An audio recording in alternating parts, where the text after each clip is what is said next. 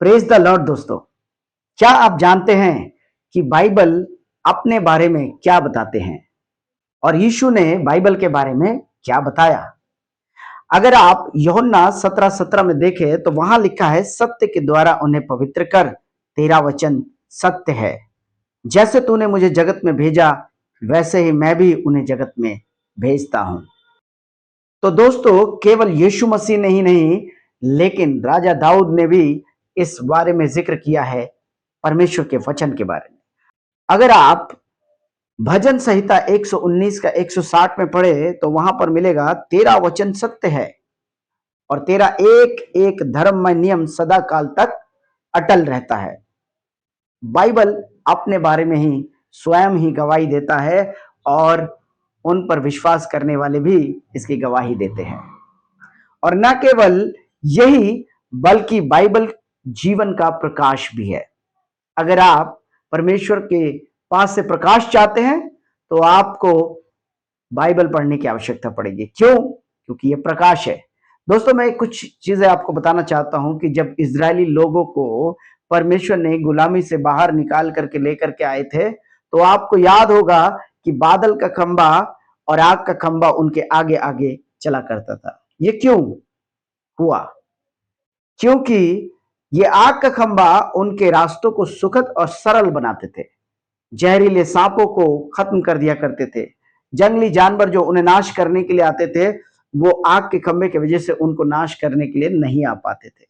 इसी प्रकार से इस संसार के अंदर हमें भी, पाप भरी दुनिया के अंदर हमें भी जीने के लिए एक सरल और सुखद मार्ग चाहिए होता है। और बाइबल इसके बारे में बताती है, भजन संहिता 119 का 105 में, तेरा वचन मेरे पाँव के लिए दीपक और मेरे मार्ग के लिए उजियाला है। तो परमेश्वर का वचन मार्ग दिखाता है, सही मार्ग बताता है, ताकि हमारा जो जीवन है सरल और सुखद बनता चला जाए। और यही नहीं, नीति वचन 6 का 23 में भी अगर हम वहां देखें, आज्ञा तो दीपक है और शिक्षा ज्योति, और सिखाने वाले की डांट जीवन का मार्ग है। तो मार्ग है, बार बार उसी बात को बाइबल जो है बताती है। तो दोस्तों, केवल यही नहीं, और भी बाइबल के बारे में अगर हम बात करें तो बहुत सी ऐसी बातें हैं जो हम कर सकते हैं। तीसरी बात में यदि हम देखें, बाइबल आत्मिक भोजन है। आप कहेंगे भोजन? जी हां, बाइबल आत्मिक भोजन है। जिस प्रकार से हमारे शरीर के लिए भोजन की आवश्यकता होती है, उसी प्रकार से आत्मा के भी एक आत्मिक भोजन की आवश्यकता होती है। और पौलुस ने इसके बारे में सिखाया और यीशु मसीह ने भी बताया। अगर आप मत्ती 4 का 4 में देखें, यीशु ने कहा, लिखा है, मनुष्य केवल रोटी ही से नहीं परंतु हर एक वचन से जो परमेश्वर के मुख से निकलता है जीवित रहेगा। तो आत्मिक भोजन दोस्तों इतना ज्यादा जरूरी है। अगर आप पहली पत्रस 2 का 2 में देखें तो वहां लिखा है, नए जन्मे हुए बालक के समान आत्मिक दूध की लालसा करो ताकि उसके द्वारा उद्धार पाते जाओ। यहां पर भी हमें ये बातें बताती है, आत्मिक दूध की लालसा करो। क्या बाइबल आत्मिक दूध है? जी हां, बिल्कुल। हमारी आत्मिक पौष्टिक आहार को प्रदान करता है।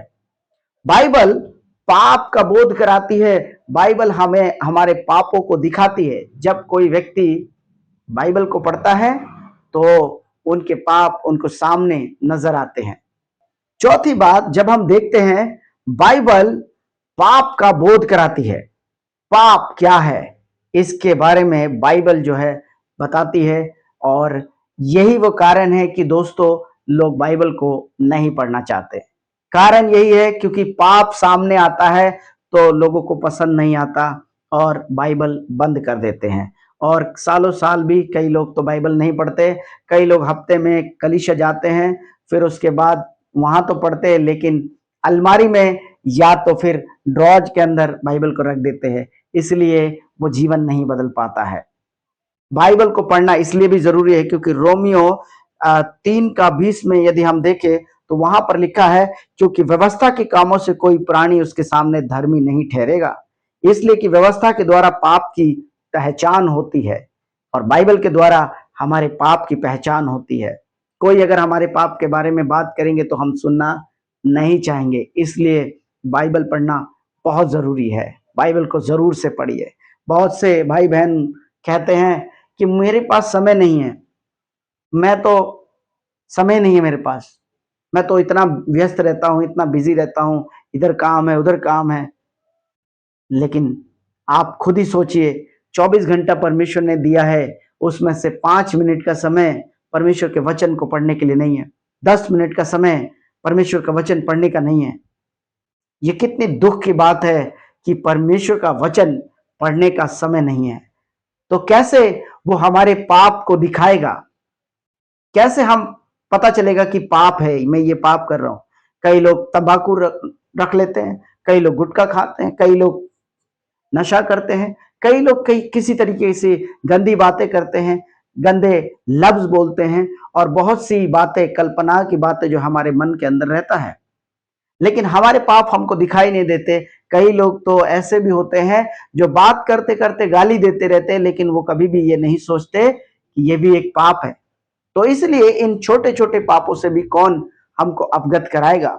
जब हम बाइबल को पढ़ेंगे तो बाइबल हमारे पाप के बारे में हमें बताएंगे। अगर आप इब्रानियों 4:12 पढ़े तो वहां पर मिलेगा, क्योंकि परमेश्वर का वचन जीवित और प्रबल और हर एक दोधारी तलवार से भी बहुत चौखा है और प्राण और आत्मा को गांठ गांठ और गुदे गुदे को अलग करके आर पार छेदता है और मन की भावनाओं को, विचारों को जांचता है। गांठ गांठ को, गुदे गुदे को ठीक कर देता है।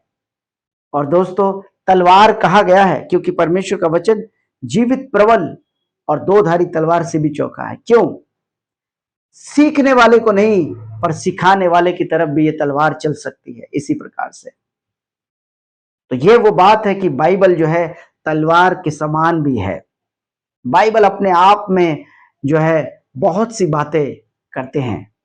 इसलिए दोस्तों, बाइबल को अलमारी के अंदर नहीं, ड्रॉर्स के ऊपर नहीं, परंतु बाइबल को अपने दिल के अंदर उतारे ताकि जीवन बदलता चला जाए। यही परमेश्वर की उद्देश्य है। परमेश्वर ने हमें अपना वचन दिया है और यदि हम उसका वचन नहीं पढ़ते तो क्या फायदा? हमको उसका वचन जरूर से पढ़ना चाहिए। और मैं विश्वास करता हूं कि हमारे भाई बहन जो अभी वचन किसी कारण से नहीं पढ़ पा रहे हैं, 5 मिनट का समय निकाल के जरूर से एक अध्याय रोज पढ़िए। प्रभु बहुत आशीष दे। God bless you.